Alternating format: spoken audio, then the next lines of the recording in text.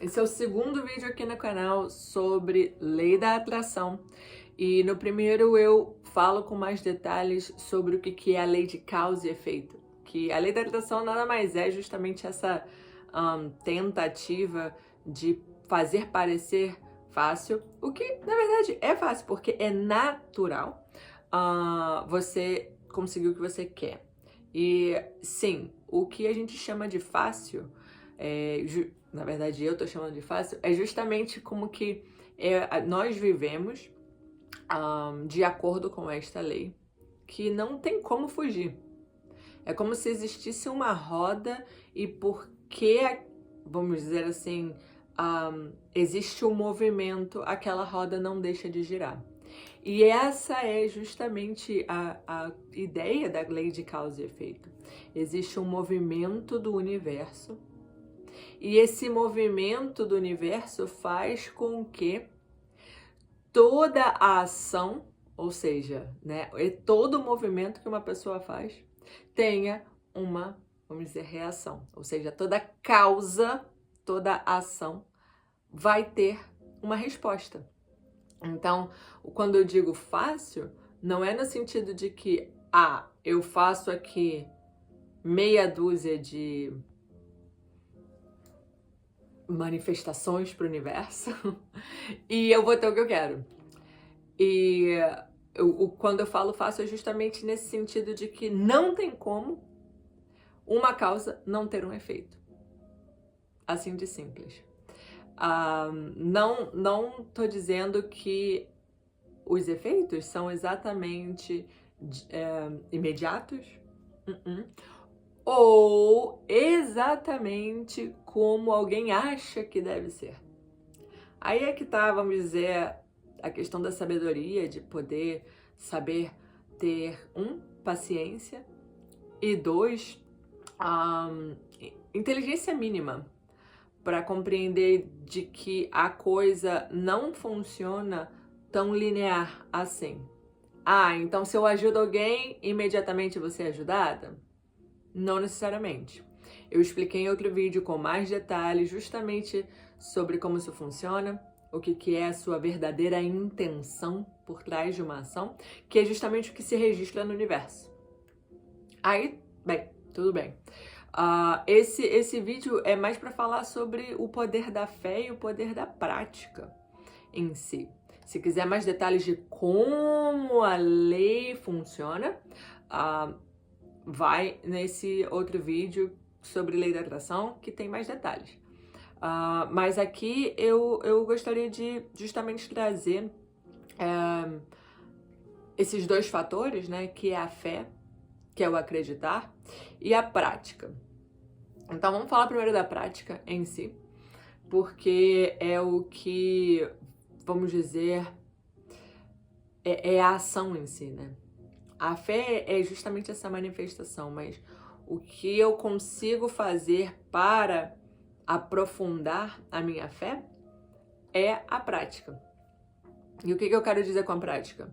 Sim, a ação em si, em fazer coisas para ir de acordo com o que eu quero, é um ponto importante, na verdade é um ponto crucial, tão importante quanto, mas a prática que eu estou dizendo aqui é sobre a recitação do Daimoku e do Gongyo todos os dias.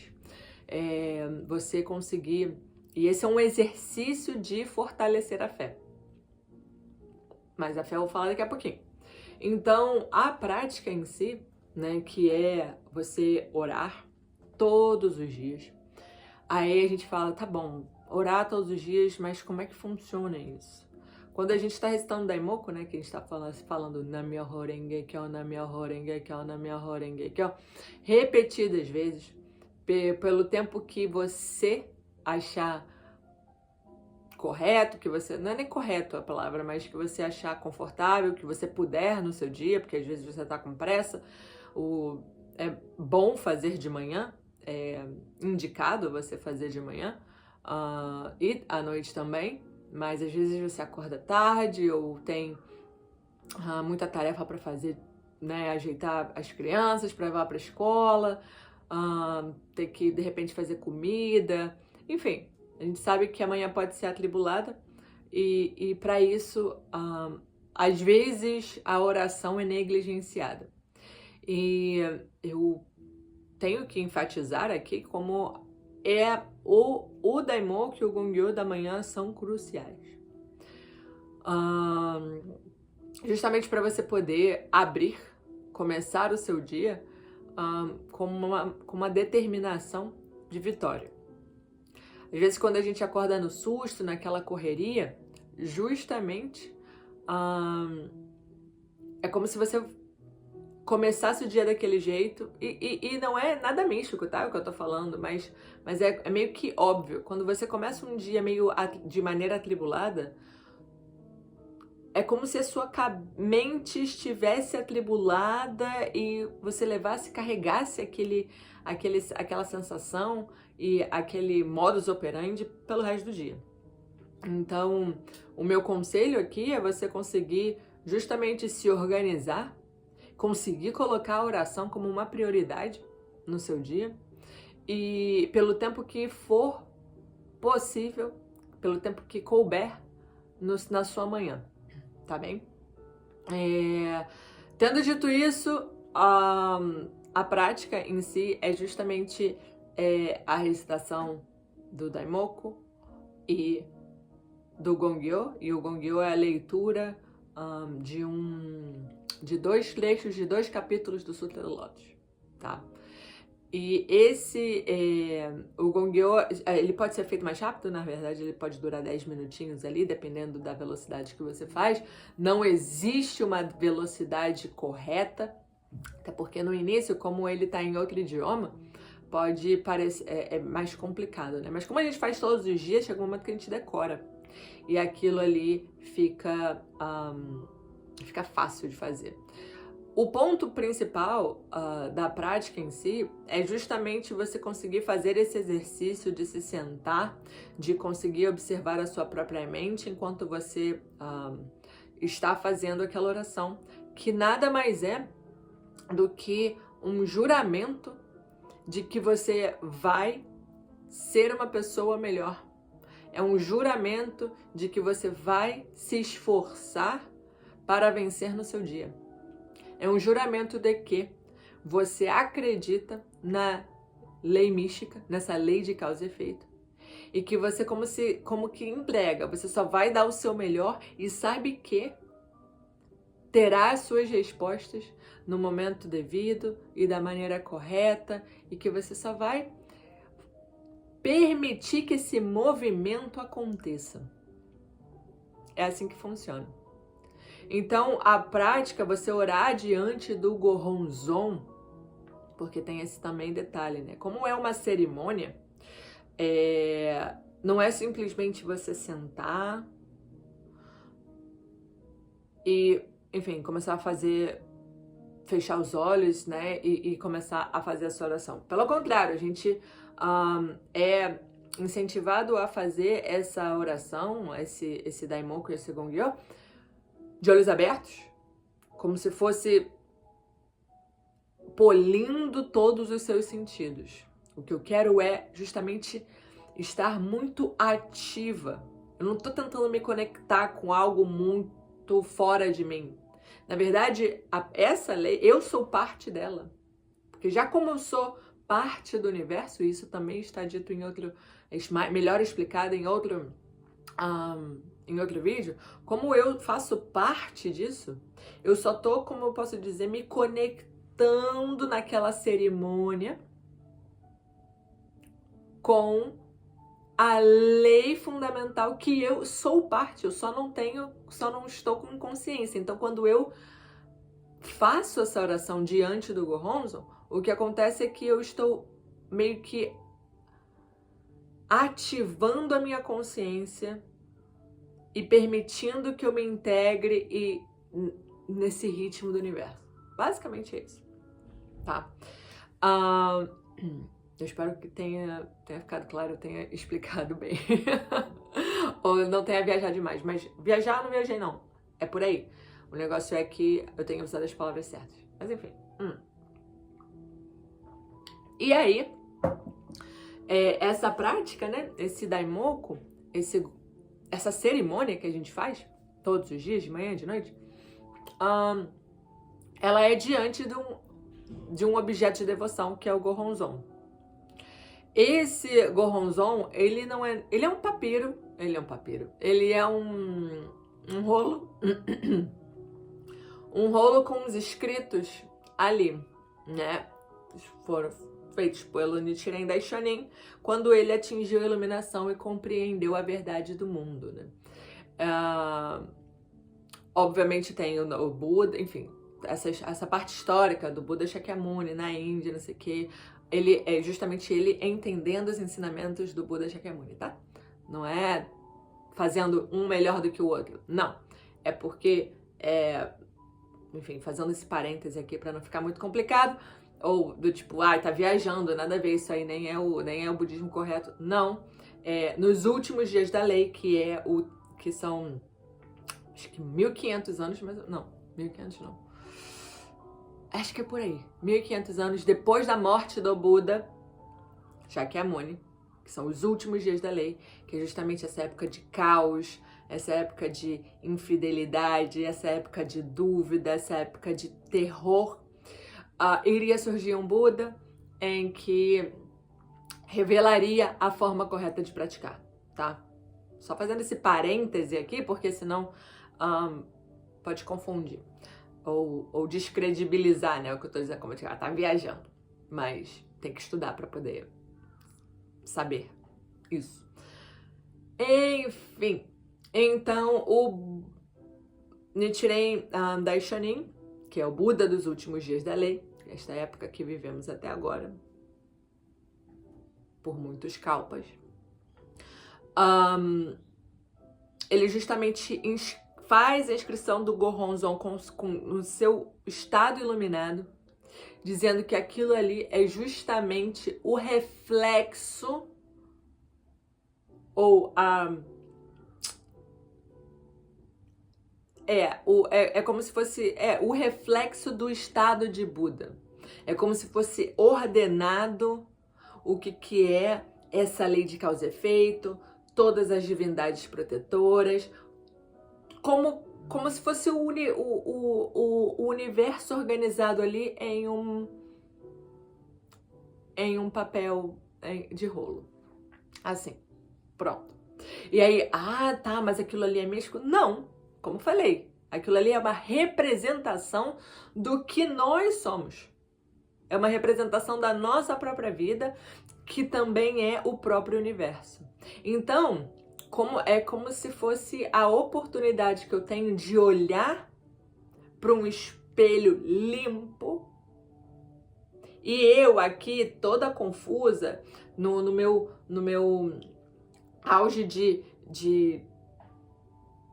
enfim, de estado de vida meio capenga, subindo e descendo, sabe?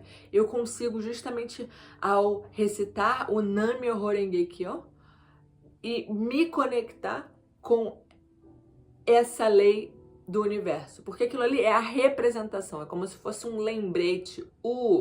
É isso aqui. Então eu estou orando, porque quando a gente fala objeto de devoção, muitas pessoas têm os seus, vamos dizer, objetos de devoção. O que está representando ali é justamente a lei do universo, nada mais. Então, o que eu estou devotando à minha vida não é o objeto em si, senão a própria lei de causa e efeito. A própria lei que abarca todo o universo. Tudo bem até aqui? Beleza, então essa é a prática.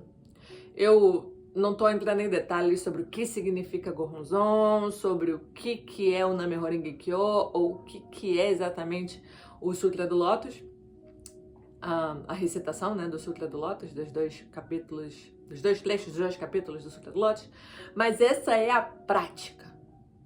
Então, quando eu faço esse exercício todos os dias, é inevitável. É inevitável. Quem pratica sente na própria vida. Principalmente se você consegue manter isso ao longo dos anos. Eu pratico já tem 11 anos e eu consigo sentir uma diferença enorme na minha vida por ter mantido a prática e em como a minha vida mudou, e não só a minha vida de maneira externa, né? Principalmente como eu me vejo, como eu me sinto, o que eu sou. Essa é o maior benefício da prática. É você ser feliz, né? Tudo bem. E agora a oração, né? Em si, a oração não. A prática é isso. E a fé, como eu havia dito, é justamente obviamente, a esperança, o crer naquilo que a gente está fazendo. Como eu falei, a prática em si, ela vai te dando como se fossem ferramentas internas, vai encaixando a compreensão disso internamente.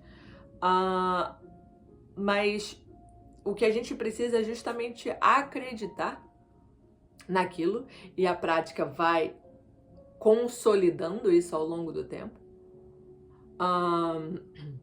Mas essa questão do eu acredito, ela é fundamental também.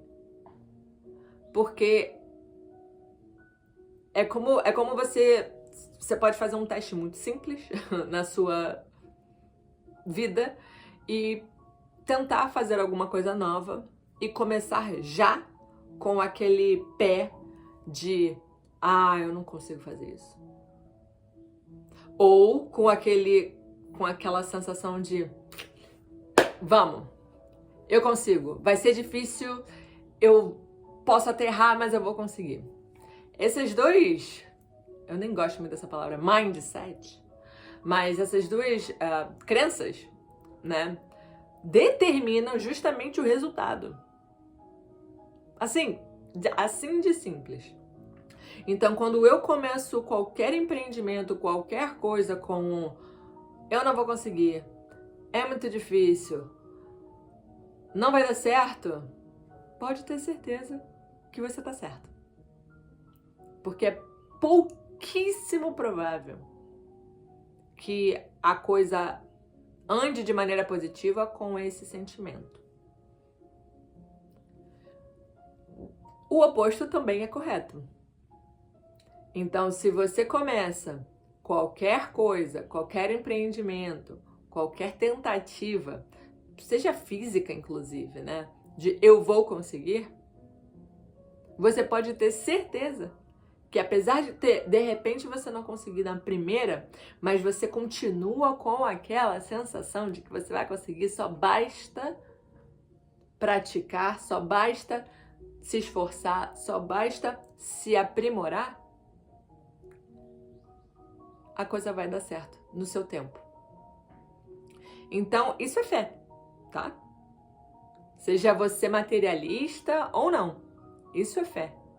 Isso é acreditar. Então, quando nós creemos justamente no Nam-myoho Renge Kyo, que é a lei mística que rege todo o universo, você querendo ou não, ou a lei da atração, querendo ou não, a gente começa e praticando, né? Então, alinhando isso, você tendo a sua prática e também acreditando nela, você consegue justamente ter, vamos dizer, o combo, parece mágico, mas não é, mas o combo mágico para realizar o que você deseja, para você atingir e ter o que você deseja. Então, assim, essa é, no fim das contas, a verdadeira lei da atração. Convido você a aprender um pouco mais, se inscreve no canal, dá like para você receber com mais conteúdos como esse aqui. E é isso, um beijo e tchau!